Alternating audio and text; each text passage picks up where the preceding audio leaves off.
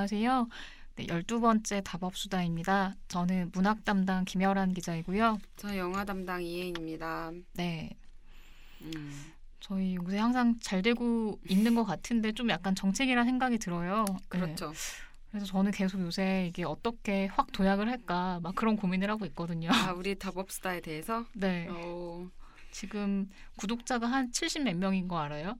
그렇게 많은 분이 구독을 하나요? 난 되게 적다고 생각했는데 한 700명은 들어야 되지 않나? 아, 그냥 듣고 구독을 또 따로 해야 되는 거 아니에요, 구독자는? 네, 근데 이제 구독자는 구독을 해놓고 안 듣는 사람도 있고. 아, 그렇구나. 네. 도약할 방안을 고민하고 계시군요. 유명인을 한 명 초대해야 되나? 유명인 누구? 우리 무료로 할 수 있는 사람 있어요? 그러니까 우리의 힘으로 섭외할 만한 사람은 없어요. 우리 회사의 유명인 배문규 이런 애? 그러면 해가 될 것 같은데. 제가 지난주에 뭐 이렇게 한겨레 다니는 친구랑 얘기를 하다가 뭔가 묘하냐는 생각이 났는데 그러니까 제가 만난 친구 말고 저희 또 다른 한겨레 다니는 친구가 있어요. 그 친구가 네네. 저희 방송 애청자거든요. 네. 그냥 업데이트하면 바로 제일 먼저 듣는 뭐 그런. 그때 말한 비모 씨. 네, 맞아요. 비모 씨. 그래서 이렇게 남자인데 우리 안 그래도 지금 남자 패널이 필요하다고 얘기를 많이 하잖아요. 네네. 그래서 걔를 데려다가 같이 방송을 시키고 한겨레 기자도 함께하는 경향 팟캐스트 이런 식으로 해서 한겨레 독자들까지 이렇게 어필을 하는 거예요. 중앙이랑 한겨레 사설 같이 쓰는 것처럼. 아, 좋네요. 진보 대통합 뭐 이런 거지. 그게 한겨레에도 이득이 돼야지 우리만 그렇게 공짜로 출연을 해도 되나요? 한겨레야 뭐 좋죠. 우리한테 이렇게 얹혀가는 거잖아요. 네. 아주 숭악스러운.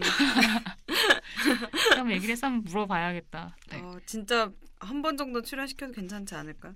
좋을 것 같은데요. 애청자 함께하는. 좋다. 네, 제가 근데 그 애청자가 한겨레 기자.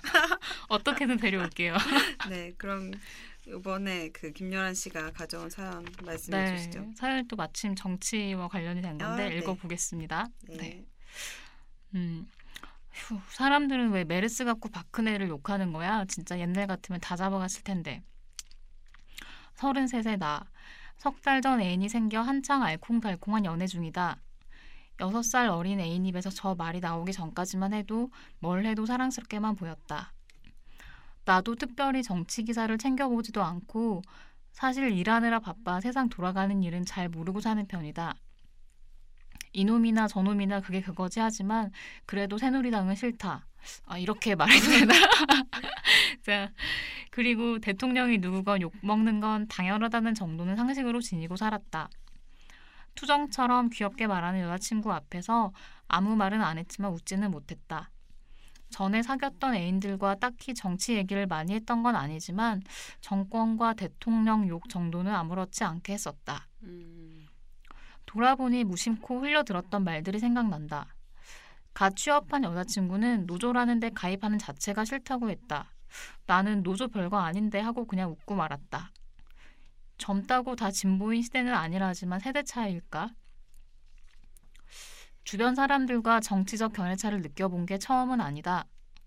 아직까지도 노무현을 욕하는 회사 부장 얘기는 지겹지만 그냥 웃으면서 흘려 넘긴다. 당연히 여자친구와도 이런 문제로 헤어질 생각은 없고 싸우고 싶지도 않다. 그런데 자꾸 생각이 나고 신경이 쓰인다. 잘 들었습니다. 그러게 왜 박근혜를 욕해가지고. 그러게요. 왜 욕을 해 대통령을 자기들 손으로 뽑아놓고. 그게 원흉이네요. 옛날 같으면 다 잡아가지. 왜 욕을 해가지고. 이혜인 씨 생각은 그러하군요. 네. 어떻게 생각하는지 여쭤보기 전에. 네. 사실 저는 이런 거는 온라인에만 있는 사람인 줄 알았어요. 네. 그러니까 사실 저한테는 너무 좀 생경한 세계니까 이게 생각은 다를 수 있는데 그거를 표현했다는 것 자체 가지고 뭐 잡아간다는 건 굉장히 무서운 얘기잖아요. 이 여자친구의 극단적인 태도가요? 네, 근데 또 보니까 여자친구는 별로 아무렇지 않게 생각하는 것 같고 저한테는 이게 너무 생경한 느낌이어서 사실 좀 약간 좀 멘붕? 감이 좀 이런 잘 안 사연을 오는. 듣고요? 네. 그렇죠. 어떻게 해야 되지? 하지만 제가 늘 말하듯이 제 주변엔 이런 사람이 정말 많답니다. 그러니까 고씨 여친 같은 사람들이 많다는 거예요? 네네네. 그러니까 저는 이게 진보 보수의 문제가 아니라 어떤 기본적인 시민적 그런 합의, 그런 시민성의 가치에 대한 얘기라고 생각을 하는데 이게 보수라고 해도 대화할 수 있잖아요. 네네. 네. 근데 이렇게 말이 아예 안 통할 정도로 극단적인 사람은 이제 처음 봤다는 거죠. 이 사연을 통해서. 뭐 본 적은 있지만 이건 조금 내 주변에 없었죠. 죄송합니다. 메르스 아직? 아니 회사 에어컨을 오늘 너무 세게 틀어주더라고요. 꼭 틀어달랄 때는 안 틀어주고 필요 없을 때만 춥게 틀어주고. 네, 아무튼 이게 저한테는 별로 새로운 일도 아니죠. 제가 뭐 여러 번 얘기했지만 저는 이렇게 늘 정치에 관심 없는 사람들에 둘러싸여서 있었고 대학교 때 특히. 혜인 씨는 특히 정치에 좀 관심이 많은 편이잖아요. 그렇죠, 책도 많이 읽고. 근데 이제 그러다 보니까 사연자랑 비슷한 갈등 같은 것들을 겪은 적도 있었죠. 그 실제로 연인 사이에서. 근데 여기서는 여성분이 정치에 좀 관심이 없는 편이면 이제 저는 그 반대로 저랑 만나는 분들이 정치에 관심이 없어서. 근데 이 사연의 핵심은 그 연인 차이, 그러니까 성격 차이라기보다는 정치적 견해 차이인 거잖아요. 그러니까 좀 도식화해서 간단하게 얘기를 하자면 남자는 소위 진보, 그리고 여자는 보수라고 볼 수 있는 거죠. 저는 이게 우리 사회 현 주소인지 모르겠는데 이걸 보수라고 하기에는 너무 맞아요. 사실 이건 관심 없다 수준 그 이상의 좀 위험한 발상이라고 생각이 들거든요. 그렇죠. 그러니까 남자는 상식적으로 대화가 가능한 사람, 그러니까 진보인지 보수인지 딱 정한다기보다는 근데 그리고 정치에도 관심이 있는데 여자는 아예 관심이 없고 그런 얘기를 하는 걸 또 싫어하는 거잖아요. 네. 근데 뭐 아까도 얘기를 하려 했듯이 이게 성격 차이랑 좀 다른 문제라는 생각이 들어요. 저도 겪어보면서 느낀 건데, 그러니까 뭐 입맛이라거나 뭐 음악, 영화 같은 거에 대한 취향 차이면 이걸 굳이 뭐 맞추지 않고 같이 안 하면 되는 거잖아요. 그것도 쉽지 않더라고요. 그렇죠. 맞아. 근데 여튼 정치적 견해 차이는 그러니까 결국에는 어떤 삶을 지향하느냐에 대한 가치관으로 이어지는 문제라서 더 중요한 것 같아요. 그러니까 되게 깊은 근본적인 생각의 차이가 드러나는 거란 생각이 들거든요. 정치 문제가. 네. 제가 생각해봤는데 제가 정치만 뭔가 특별한 거라고 생각을 했거든요. 근데 생각해보니까 예를 들어 막 담배를 피우면 몸에 나쁘다거나 운동을 열심히 해야 해서 내가 건강하게 오래 살 것이라든가 뭐 이런 것들도 약간 좀 사람마다 조금 안 좁혀지는 게 있고 좀 이렇게 서로 인정하기가 쉽지 않은 그런 게 있는 것 같으면서 또 동시에 정치적 문제도 약간 그런 류인 것 같아요. 약간.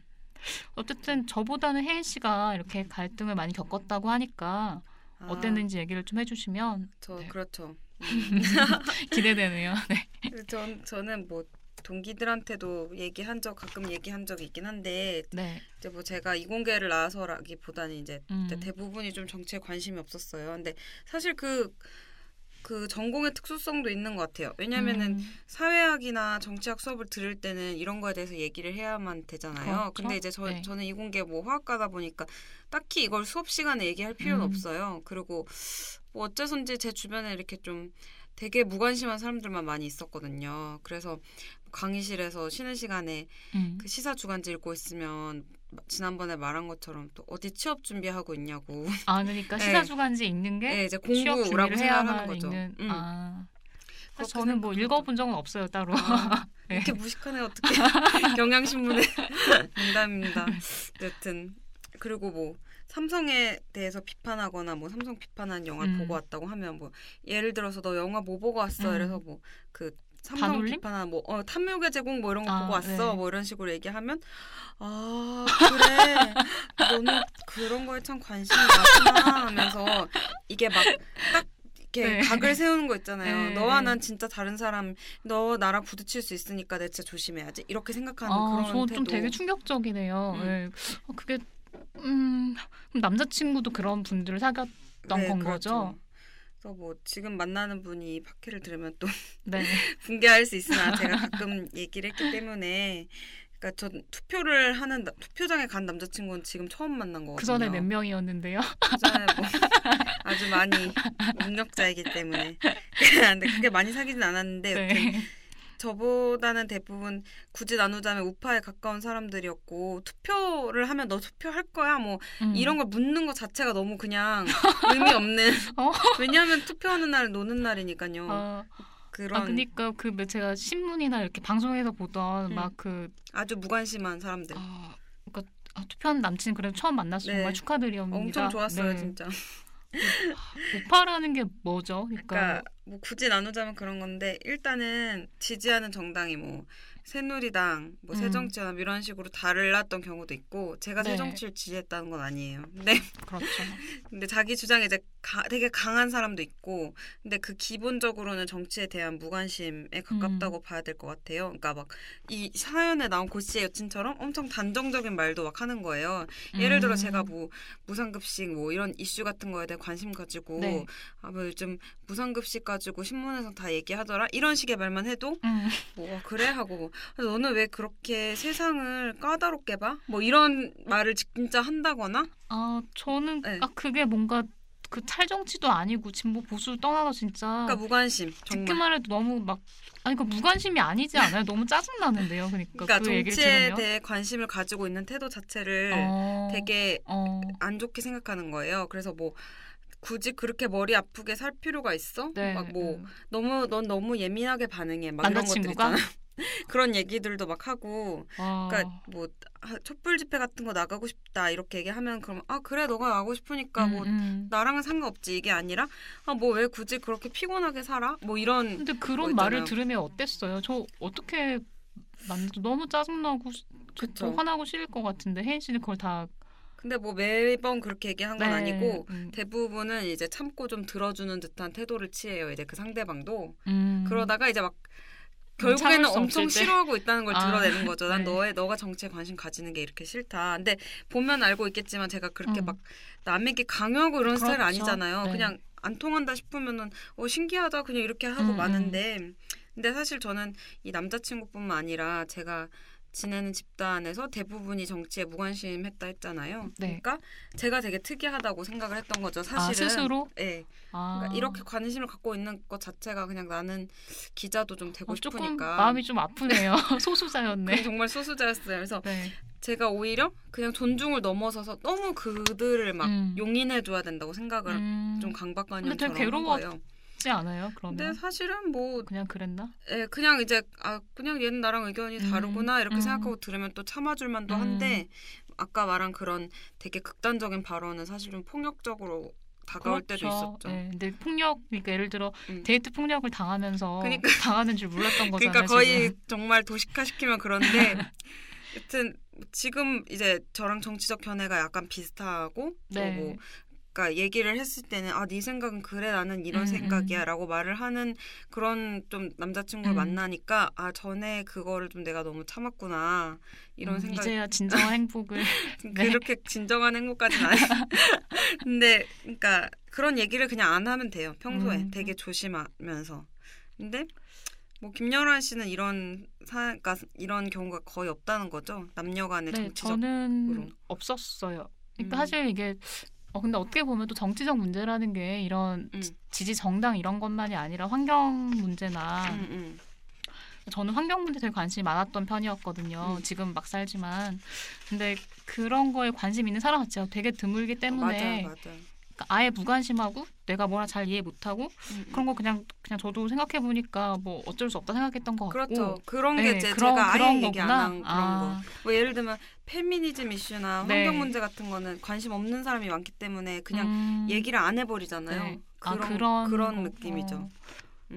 맞아요. 또 약간 가부장적인 좀 이런 경우도 그냥 뭐 용인된 선에서는 그냥 뭐 우쭈쭈 해주고 그냥 이해해주고 이렇게 했던 것 같아요. 근데 이거는 꼭 애인 사이만이 아니라 이렇게 주변 사람들하고도 갈등을 느낄 수 있는 부분인 것 같은데. 맞아요.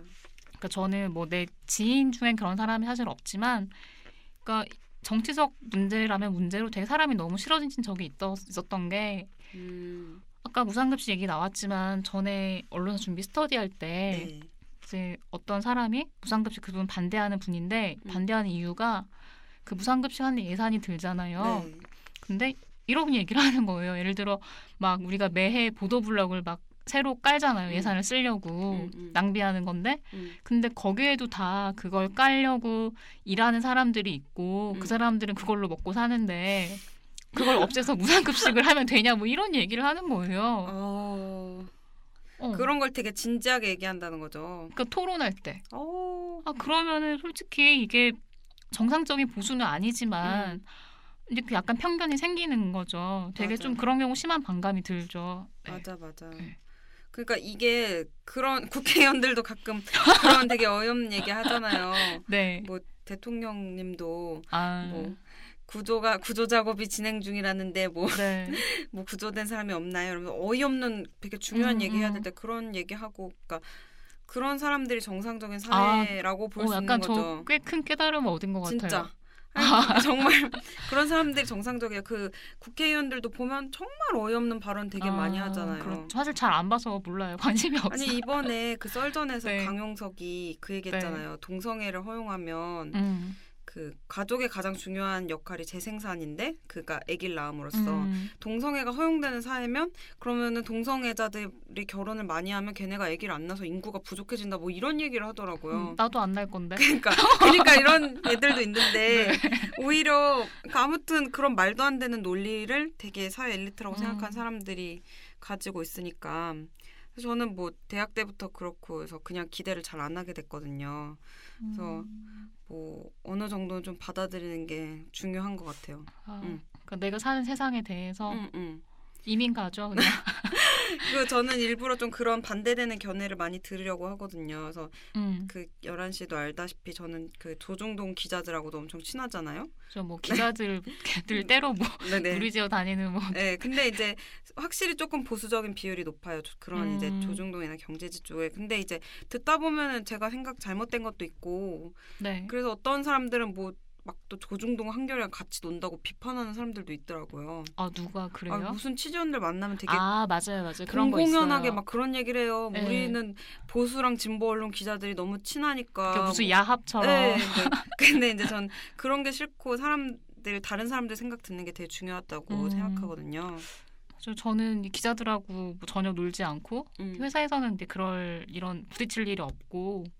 또 지금 문화부에서 만나는 예술인들은 대부분은 이게 뭐 진보 보수 떠나서 기본적인 인간적인 가치를 좀 존중하는 사람들이어서 근데 최근에 생각이 난 게 그 복걸 씨 알죠? 네, 알죠. 그러니까 되게 그 뭔가 시장 경제주의자고 막 이런 분인데 제가 작년에 1박 2일 함께 한 적이 있었어요. 무취제 때문에. 뭐 같이 출장 여행 이런 거? 네, 그런 거였어요. 약간 좌파 싫어하시고 뭐 이런 분인데 근데 이제 그분은 되게 저는 생각이 같이 있다고 생각을 하는 게 뭔가 일단 자기 사는 게 되게 치열하고 또 하는 공부도 열심히 하시고 또 막 하는 말들이 되게 어쨌든 기본적으로 자기가 바라는 이상향을 위한 나름의 그 논리가 있어요. 그래서 그런 거 보면 저는 이제 이게 진보 보수 상관없이 조금 좀 열심히 살고 좀 약간 성실하고 이런 사람들은 의미가 있는 것 같아요. 맞아. 네. 뭐 반대로 되게 무능하고 게으른 진보 진짜 혐오스럽잖아요. 맞아요, 진짜. 그거는 진영을 떠나서 다 좋은 사람, 나쁜 사람 많이 있거든요. 맞아요. 여튼 저는 이렇게 견해가 좀 다른 걸 보면은 제 생각을 돌아볼 수 있어서 되게 좋다고 생각하거든요. 근데 물론 뭐 그러니까 이 사연에 나온 것처럼 왜 박근혜를 욕해? 진짜 다 잡아가 이런 말을 진지하게 생각하는 사람이라면 할 수 없죠. 같이 자주 어울리기 좀 힘들어요. 네. 근데 이제 그 정도는 아니라면 저랑 생각 좀 많이 다른 사람 만나면 오히려 더 좋은 것 같아요. 그리고 그러니까 남자친구 아니면 좀 다른 의견 듣고 있으면 엄청 또 흥미로운 부분도 있거든요. 그렇죠. 그래서 뭐 새누리당 국회의원들 보면은 막 정말 저는 상상도 못했던 발언들 막 하고 되게 막 삶에 대한 그 집착이 엄청 이글이글 하는 게 느껴지잖아요. 근데 저는 그런 게 너무 좋더라고요. 뭔가 이렇게 새로운 지평을 이렇게 열어주는 이런. 사실 어떻게 보면 보수 쪽에서 안보나 북한 인권 문제 저는 이런 것도 되게 중요하다고 생각은 하거든요. 이게 근데 거의 보수 걸로 좀 독점이 돼 있고 또 진보에서는 거기에 관한 어떤 담론이나 뭐 운동 이런 게 거의 없잖아요. 맞아요. 사실 이게 다 중요한 문제들인데 이게 어떤 건 보수고 어떤 건 진보고로 딱 돼 있어서 사실 우리나라는 좀 당파적이죠. 이게 뭐 정치적이라기보다는. 편가르기도 너무 심하고. 그럼 다시 돌아와서 이게 내 진짜 연인 이구 친구라면은 그러니까 진짜 고씨 상황이면 어떻게 해야 될지 얘기를 좀 해볼까요? 다년간의 연애 경험자로서 그렇죠. 근데 보통 사람이면 안 보면 되고 저처럼 이렇게 관찰하듯이 생각하면 충분히 받아들일 수 있을 텐데 네. 가장 친밀해야 된 사람이 너무 정치적 견해 다른 거잖아요. 근데 뭐 지금 보면 6살이나 어리잖아요, 여자분이. 27살? 아, 27살? 아무튼 여자분이 더 어리죠. 네. 그리고 또 결혼 적령기가 아니라고 치면 뭐 결혼 생각이 아니면 사귈 수는 있다고 봐요. 그냥 이런 얘기 아예 안 하면서. 근데 이제 결혼으로 좀 진지하게 이어지는 데까지는 좀 영향을 미칠 수 있는 문제라고 생각이 드는데요. 그러니까 저 다른 선배가 결혼할 때는 최소 봐야 되는 게 있다. 네, 저도 그 얘기 들었어요. 아시죠? 그래서 정치관이 특히 비슷해야 된다. 그거랑 또 뭐 다른 걸 얘기했었는데 그래서 왜 그러냐면 정치에 대한 생각은 삶을 어떻게 대하는지 그런 가치의 문제이기 때문에 그게 뭐 기본적으로 비슷해야지 생각이 좀 비슷해서 즐겁게 살 수 있다 이런 얘기였거든요. 그래서 저도 그거에 되게 동감을 했고 연애만 좀 가볍게 한다면 모르겠는데 길게 보면은 결국 두 사람은 계속 충돌하면서 헤어지게 되지 않을까 이게 좁혀지지 않는다면. 그러니까 어떻게 생각하면 애초에 이렇게 안 좋아했을 것 같은데 근데 어쨌든 모르고 이렇게 된 거잖아요. 근데 이제서 알게 된 거고. 그렇죠. 김여란 씨라면 뭐 헤어지겠나요? 아니요. 어떻게 지금 헤어져요? 지금 좋아하잖아요. 제가 또 생각을 해봤는데 그러니까 제가 이제 옛날에 친했다가 오랜만에 만나는 친구들 뭐 동창들 같은 경우에 보면 생각이 다른 경우들이 있어요. 무심코 이렇게 보면 보통은 무관심한 경우인데 근데 그럴 때는 어떠냐면 제 생각이 어떻다 이렇다 하는 걸 알고서는 아 되게 내 친구가 이렇게 생각하는구나. 그러면 약간 이렇게 조금 더 이해를 하려고 하고 저도 이제 내 친구가 그렇게 생각하는 거니까 그거를 막 이렇게 진짜 막 이상하고 나쁜 사람들이 아니라 이렇게 좀 이해해 보려고 하게 되더라고요. 네. 그리고 맞아요. 또 기본적으로는 사실 인간 사람 됨됨이나 좀 공감한 능력이 있다면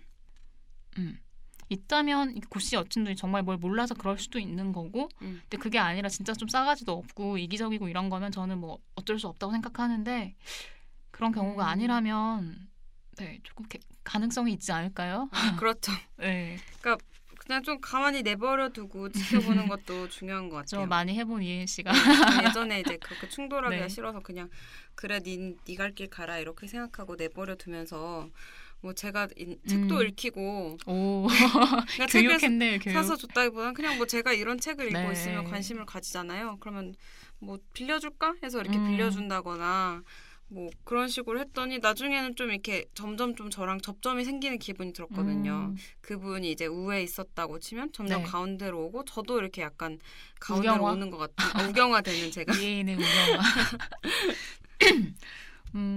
그럼 이혜인 씨 해결책은 세뇌시키라는 거네요. 그렇죠. 결국. 무섭네. 농담이 화이트 말 들어보니까 핵심은 그러니까 네가 틀렸다라고 얘기하지 않는 것 같아요. 맞아. 네, 이게 막 뭐라고 지적하고 하면은 반발 위해서 또 다른 논리가 나오고 싸우기 마련인 것 같고. 근데 사연을 보면 만약에 이게 좁혀지지 않으면 이 두 사람 분명히 엄청 크게 싸우게 돼 있어요. 또 좁혀지지 않으면 이거랑 비슷한 그런 어떤 문제들로 싸우게 돼 있어요. 결이 비슷한 문제들로. 사실 점점 열정은 좀 식어가게 돼야 마련이기 때문에 싸움거리 될 수 있는데 근데 저는 이제 얘기하고 우리 오래 생각하면서 생각을 해봤더니 정치적 견해도 좀 다른 차이랑 크게 다르지 않을 수도 있겠다 생각이 들긴 맞아. 들어요. 그러니까 정말 막 어떤 하한선 이하가 아니면 좀 공부를 좀 시키고 해서 좀 노력할 수 있지 않을까 싶은데요. 이혜인 씨가 뭐 좀 공부를 시키기 위한 영화를 또 소개를 해주실 거잖아요. 네.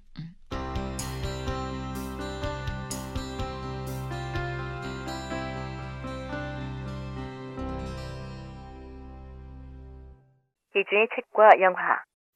잡식 가족의 딜레마. 네, 제가 오늘 구씨를 위해서 추천할 영화는 잡식 가족의 딜레마라는 다큐멘터리 영화예요. 이게 정치적 견해 차이라고 할 수 있는 문제로 고민하는 커플한테 도움이 될 수 있을 것 같은데 왜냐하면 이 영화도 그 일종의 정치적 견해 때문에 이제 막 투닥거리는 부부가 나오거든요. 좋네요. 네. 저 이 영화 드라마 봤어요. 제 남친이 완전 육식주의자인데 친구한테 추천을 받았대요. 근데 자기는 뭐 다 아는 내용이니까 안 보러 간다고 막 이래서 뭐 보러 가자고 억지로 막 이랬는데 보진 않았어요. 네. 육식주의자. 네.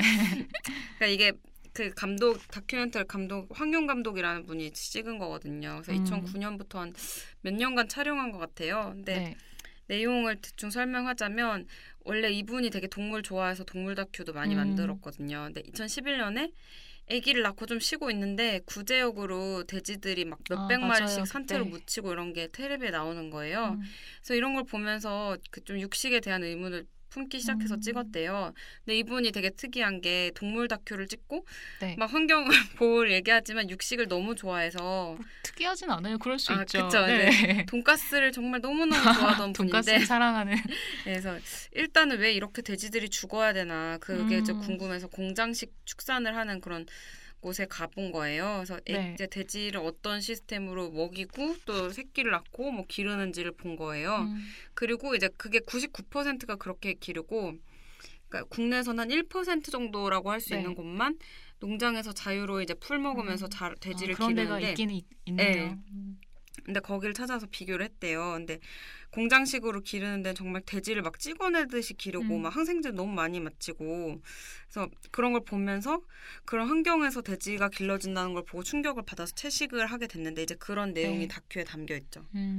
그러니까 저는 약간 이제 공장식 출산 나쁘다는 거는 그러니까 뭐 제가 관심 있는 분야라는 걸 다 아는 내용 같고 제 남친도 자기 이런 거 다 안다 이거예요. 그래서 약간 조금 색다른 점이 어떤 게 좀 궁금한데요, 이 다큐에서. 그러니까 이거는 채식을 해야 된다 이런 그거보다 설명하는 것보다도 어떤 육식을 굉장히 좋아하던 사람이 어떻게 해서 채식주의자로 변하게 됐고 그를 대하는 사람들은 어떤 시선을 갖고 있나 그걸 보여준 영화거든요. 그래서 중요한 게 남편이 잡식주의자예요. 이게 잡식을 꼭 해야 된다고 생각해요, 이분은. 그래서 건강을 위해서 그냥 자기는 고기를 먹을 권리가 있다 이거죠. 그렇죠. 그래서 남편이 수의사인데 동물 되게 사랑해요. 야생동물 구조해주는 일을 하거든요. 근데 어떤 동물은 반드시 먹기 위해 기르는 거라고 생각을 해요. 인간은 잡식동물이기 때문에 고기를 먹는 게 너무 당연하고 오리나 돼지 같은 것들은 가축으로 길러서 먹을 수밖에 없다고 생각을 하는 거죠. 그래서 그 감독은 인간이나 돼지나 부인은 인간이나 감독이나 그 돼지나 다를 게 뭐냐 같은 생명인데 그 먹는 거에 대해서 좀 생각을 해보자 이런 생각이고 그런 얘기를 막 하면서 다큐 찍는 내내 엄청 충돌을 해요. 그래서 이 감독이 고기를 먹고 있는 남편 모습을 막 카메라에 담으면서 허락을 받고 했겠죠. 뭐, 그렇죠. 당신은 어떤 이유에서 고기를 먹는 거야? 막 이런 거 계속 물어보거든요. 그럼 남편이 막 처음에는 뭐 난 잡식을 할 권리가 있다고 이렇게 얘기해주다가 나중에는 막 너무 짜증을 내면서 찍지 마 이러면서 나는 고기를 먹을 권리가 있어 하면서 막 뭔가 좀 불쌍하다. 그러니까 약간 불쌍해. 자기 얘기를 막 해요. 왜 자기가 그렇게 생각하는지. 그러니까 저는 근데 무슨 생각이 드냐면 되게 그렇게 하면 되게 짜증 나잖아요. 근데 이게 반대로 채식하는 사람들한테 사람들이 그렇게 물어보는 거거든요. 맞아. 그러니까 저도 예전에 저런 거 축산 반대하는 뜻으로 약간 야매 채식을 한 이렇게 1년 반 정도 2번 한 적이 있었어요. 근데 처음 한 게 2006년이었는데 그때는 막 소위 뭐 진보적이란 사람들 포함해 모두가 다 왜 하냐고. 그럼 생선은 왜 안 먹어? 계란은 왜 먹어? 뭐 이런 식으로 자꾸 막 물어봐 너무 짜증이 났거든요. 맞아. 제가 강요한 것도 아닌데. 저도 그게 귀찮아서 채식 시도를 못 하겠어요. 근데 그 뒤로 몇 년 후에 한 번 더 했을 때는 그때는 그렇게까지는 안 그래서 확실히 인식이 좀 달라졌다. 뭐 이런 생각이 들더라고요. 효리 언니도 하고 하니까. 역시 이효리의 힘이구나. 연예인을 시켜야 돼. 다.